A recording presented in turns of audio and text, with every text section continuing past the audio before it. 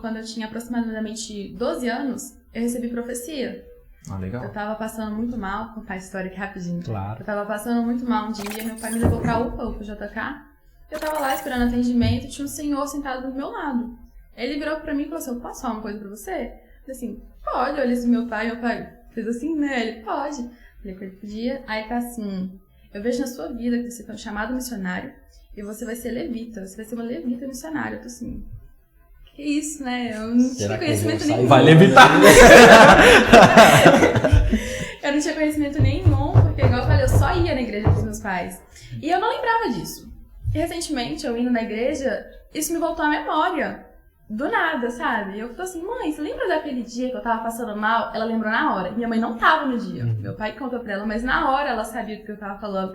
Não, até fiquei, gente. É forte. E foi muito de Deus, sabe? E eu vejo que... confirmando que eu já queria fazer a escola de missões, só que eu ficava assim, faço, não faço, e isso me voltou à memória dessa profecia, desse senhor. Sim. E eu lembro perfeitamente desse dia, com detalhes, e eu não lembrava. Isso, tipo, uma memória desbloqueada de verdade. Claro. Então eu acho que é algo de Deus mesmo. E já quanto ao lugar, eu não sei. Eu não sei ainda. Mas eu penso muito na Europa. Aí eu falei assim, minha mãe... Ocidental? Não sei ainda. Total. Europa, no geral. Entendi. Porque, tipo assim, eu tava falando com a minha mãe, eu quero ir pra Europa, evangelizar na Europa. Ela tá assim, então você quer fazer turismo? Eu, não. A Europa, o berço do cristianismo, é o lugar mais frio no mundo com relação ao evangelho. Então é o lugar que mais precisa. As pessoas sempre pensam África, Ásia, mas a Europa tá muito carente de missões, de evangelho. Tá muito carente, tá precisando muito. A janela 10/40, lugar mais perseguido. Verdade. Então tá em falta. Não sei se todo mundo sabe o que é janela 10/40. Matheus, tem como você colocar pra gente uma imagem da janela 10/40 pro pessoal ficar por dentro? E falar nisso, é legal, né? Um movimento escadinha. O evangelho sai da Ásia, vai pra Europa, vai pra América do Norte, desce aqui. Cara, só que aqui a gente... Eu não sei, o Brasil sempre recebeu profecias com relação a avivamento, com missionários e tal. Eu penso que agora o boom vai partir da América do Sul, cara. E vai começar a subir de novo a América do Norte, que eu não sei se vocês acompanham, mas a América do Norte eles têm se esfriado bastante, principalmente pelo fato deles terem uma guerra ideológica. É tudo mental. Verdade. Por exemplo, não sei como é que eu entro nos assuntos assim. Talvez aquela soberania dos americanos, Exato, aquela soberba, o orgulho deles foi ferida. Exato. Foi. Entendeu? Cara, então, tipo assim, eu creio que agora é o tempo do Brasil, da América do Sul, Chile, Peru, Colômbia, todos os países aqui em volta, mostrar essa garra, explodir aqui realmente uma quantidade grande de jovens para fazer a diferença nos demais continentes. Eu acredito muito no nosso país, porque nós temos todas as condições, velho, para desempenhar o melhor que a gente pode, sabe? A gente tem a floresta amazônica, a diversidade cultural. Se a gente pegar a extensão do Brasil e os estados, cada estado representa praticamente um país europeu. Sim. Então, assim, a gente tem uma diversidade étnica, diversidade real. Assim, uma diversidade gigantesca entre o próprio povo, real. Sabe?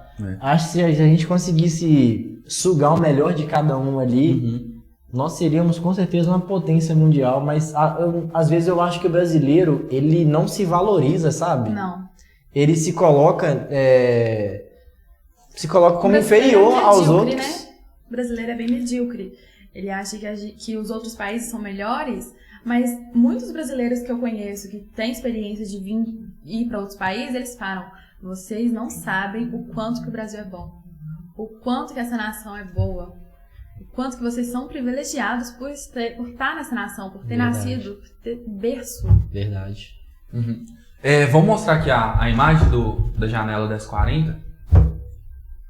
Aí, ó. Pega a região total aqui da Europa, da África. Muito massa, cara. Não, isso é a Ásia, na verdade. Ásia e África.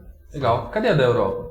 A Europa é aqui pra cima. A Europa não tá na 10/40, só que a 10/40 é onde os cristãos são mais perseguidos e tem menos acesso ao evangelho. Correto. Inclusive, tem um amigo meu que ele participa da Portas Abertas, se eu não me engano. Eles têm os 50 países mais perseguidos do mundo.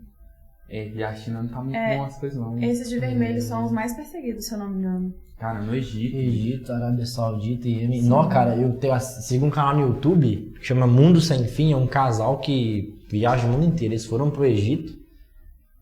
E eu fiquei até assustado, velho. Como é que eles idolatram, tipo, os deuses, nas questões da... Mas é muito forte, né? A cultura deles tem que a gente tem que respeitar também. Porque a religião egípcia, acho que, se não me engano, é a mais antiga, né? Muito antiga. Então, assim, a gente tem que respeitar, mas é muito diferente do nosso caso, que somos cristãos. Sim. Essa questão de não, né, idolatrar imagens, essas coisas, cultuar. Mas é bacana também entender e... É complicado. Mas...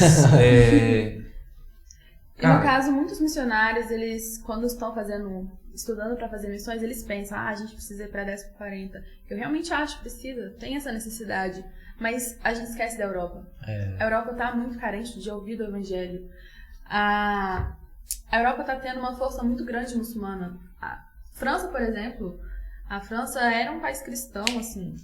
E agora, devido aos conflitos, muitos totalmente muçulmanos... frio, muito muçulmano.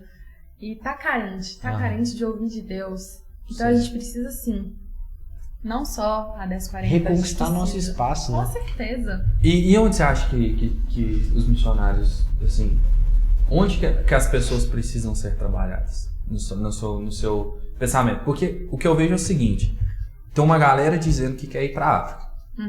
Só que o principal motivo deles quererem ir pra África é pra levar comida. Sim. Mas não é essa necessidade, assim, a necessidade humana, ok, mas não é a necessidade espiritual da África. O que você pensa com relação a isso? Tipo assim, onde que você acha que os cristãos devem trabalhar para os gentios, no caso, para as pessoas que não conhecem a Deus? Olha, todas as nações, literalmente. Não, mas eu falo assim, tem que trabalhar mental, coração, o que você pensa? Olha só, com relação à África, por exemplo, eu entendo essa parte de querer levar comida. Por quê? Como é que você vai falar pra Jesus de uma pessoa que tá com fome? Ela não vai querer te ouvir. Ela vai te ignorar totalmente, porque ela tá com fome. O corpo dela tá precisando. Sim. Então, primeiro você alimenta o corpo, para depois alimentar a alma e o espírito. Legal. Então, tem que fazer ação social, sim. Porque levar comida é uma ação social, não é uma ação missionária. Então, faz a ação social e depois você fala, Jesus te ama. Legal. Verdade. Jesus te ama e Ele quer você com Ele, andando ao lado dele. Você precisa de Jesus. Não porque Ele pode, pelo que Ele pode te dar. Não é porque eu sou cristão, eu vou te trazer comida. Não é isso que Jesus quer te dar. Ele quer te dar a vida verdadeira com Ele. Legal. Eu lembrei de uma frase aqui. O cristão não é salvo por fazer boas obras. Mas as boas obras podem salvar. Legal, legal, é isso mesmo. Eu tava querendo, tentar extrair isso, porque a gente pensa igual. Eu sempre escuto pessoas querendo ir pra África, né? É o principal destino. Inclusive, a gente tem uma colega em comum, que ela já foi pro Japão, já foi, pra África. Também, né? Isso, já foi pra Europa, é muito legal. Então, ela sempre fala.